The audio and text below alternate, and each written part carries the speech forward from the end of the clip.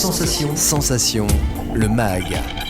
Bonjour à tous, bienvenue sur Sensation en association avec TV78. Je reçois aujourd'hui Catherine Arenoux, vice-présidente du conseil départemental des Yvelines, déléguée à la politique de la ville et à l'insertion. Bonjour. Bonjour.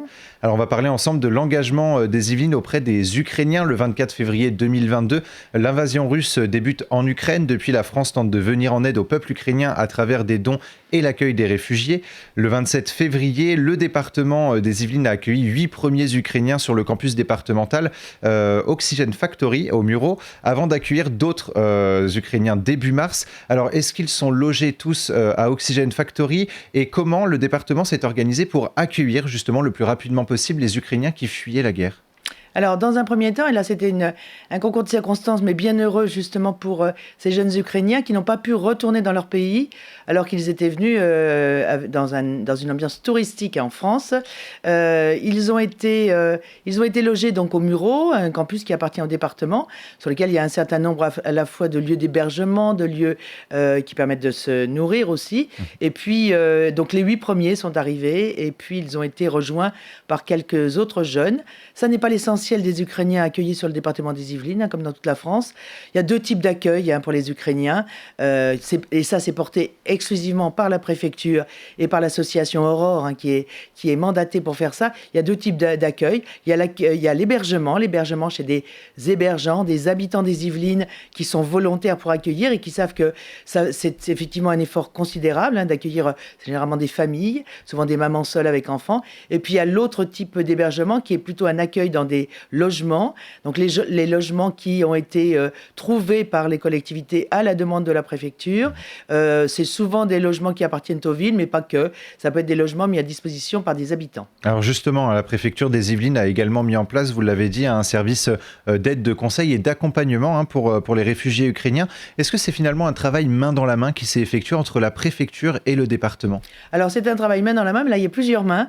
Il y a la préfecture, le département et les collectivités locales, les villes, puisqu'après c'est au plus près des habitants et dans les logements dans les villes que les Ukrainiens vont être accueillis et vont être pris en charge. Alors le président Pierre Bédier du département des Yvelines, lors du dernier conseil départemental, nous a expliqué en quelques mots justement les objectifs du département en termes de l'accueil des réfugiés ukrainiens.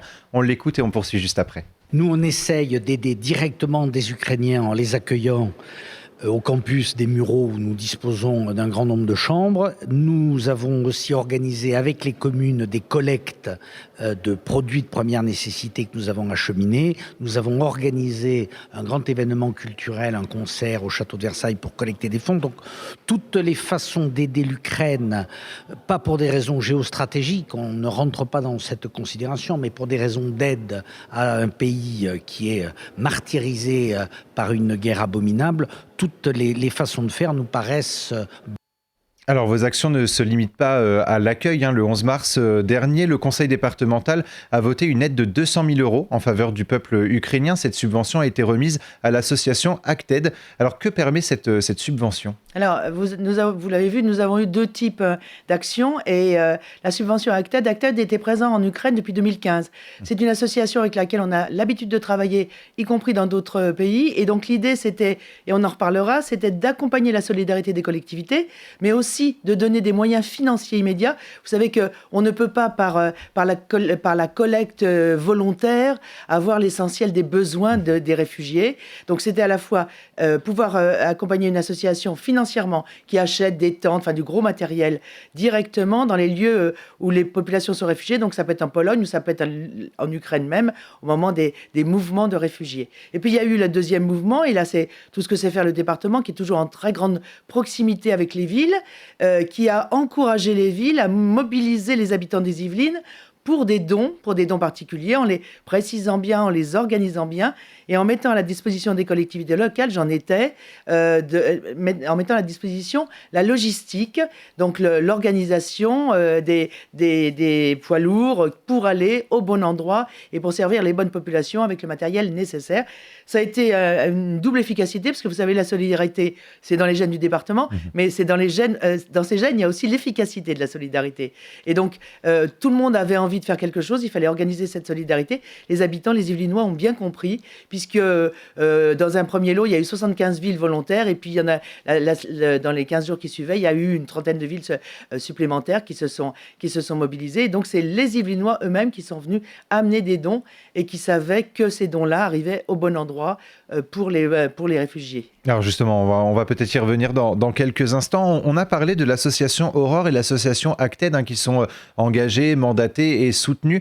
Pour autant, il y a aussi plusieurs associations qui ont décidé de venir en aide au peuple ukrainien, soit par l'accueil de ces derniers ou par l'envoi de dons alimentaires et médicaux. Est-ce que le département remarque et reconnaît justement l'engagement de ces associations du territoire en faveur de l'Ukraine? Alors non seulement il les reconnaît, mais en plus, très souvent, il les finance dans d'autres sujets et dans d'autres situations graves. Il y a un certain nombre d'associations de notre territoire qui à la fois font de la solidarité locale, mais savent faire de la solidarité internationale. Et donc, les associations dans les Yvelines sont relativement bien connues, mais je vous dis, elles sont en plus financées très souvent dans le cadre de leur action. Et en mars, vous l'avez évoqué, du coup, vous avez également décidé de coordonner et faciliter les initiatives de solidarité citoyenne en partenariat avec les communes yvelinoises. Vous en avez fait partie en tant que maire. 40 poids lourds ont été acheminés courant mars et vous avez également organisé un concert caritatif pour le peuple ukrainien. Quel était l'objectif de ce concert et est-ce que l'objectif a été atteint? Alors, il y avait plusieurs objectifs. Le premier, et le président Bédier pourra vous le dire, c'était que ces jeunes Ukrainiens, les 8 premiers qui étaient accueillis au campus des Mureaux, en fait, étaient des musiciens. Et ce qui leur manquait le plus, c'est de pouvoir continuer à faire de la musique. Donc, en fait, ils se sont mis ils ont été un peu aspirés par l'Opéra Royal du Château de Versailles. Et on leur a proposé de faire un concert. Et ce concert-là avait vocation aussi qu'on puisse tous les Yvelinois volontaires participer à ce moment à la fois de musique de très grande qualité et ce moment de solidarité. Donc voilà, plusieurs objectifs qui ont été très atteints. Et en plus, nous avons passé, et je pense qu'eux ont passé aussi, une très belle soirée. Donc très bon bilan de cette soirée en faveur du Alors les ukrainien. sommes récoltées qui sont aux alentours de 45 000, je crois, ont été données à la Fondation de France qui effectivement sait très bien accompagner tous ces drames à la fois en France et à l'étranger. Et nous sommes depuis le début de cette guerre confrontés à des images choquantes. La jeune génération à laquelle je fais moi-même partie ne s'imaginait pas être témoin d'un tel événement. On a évoqué votre engagement, celui des associations, mais l'engagement des citoyens doit être également de rigueur pour accueillir des réfugiés ukrainiens, mais également pour faire des dons. Alors, continuer à faire des dons, mais des dons organisés.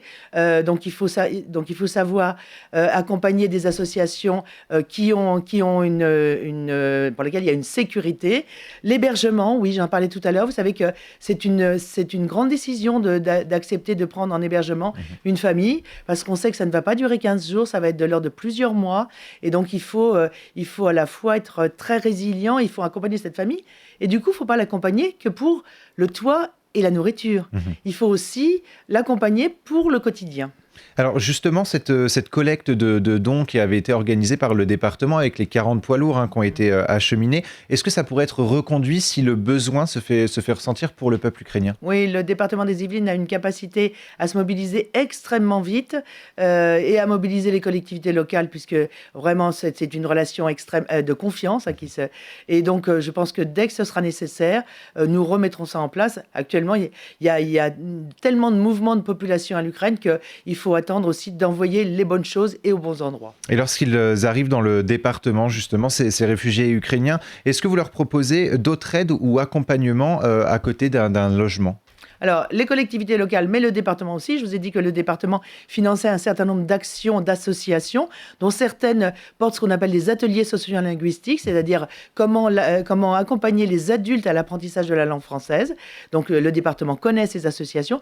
Puis les collectivités locales qui sont au premier rang et qui, elles, ont la capacité d'accompagner les jeunes, les enfants. Il y a beaucoup d'enfants et de jeunes ados dans le cadre de leurs études, entre autres, quand ça existe sur les territoires, dans ce qu'on appelle les classes non francophones, pour essayer qu'ils aient un avenir et que les parents soient en situation d'emploi, même précaire, même peu de temps, mais pour arriver à redresser la tête. Moi, j'en ai rencontré quelques familles, je vais vous assurer que leur résilience est exceptionnelle quand on voit les jeunes qui continuent en visio à faire leurs leçons et leurs devoirs avec les enseignants qui sont restés en Ukraine et qui n'ont qu'une envie, c'est effectivement très vite de se remettre au niveau et d'apprendre.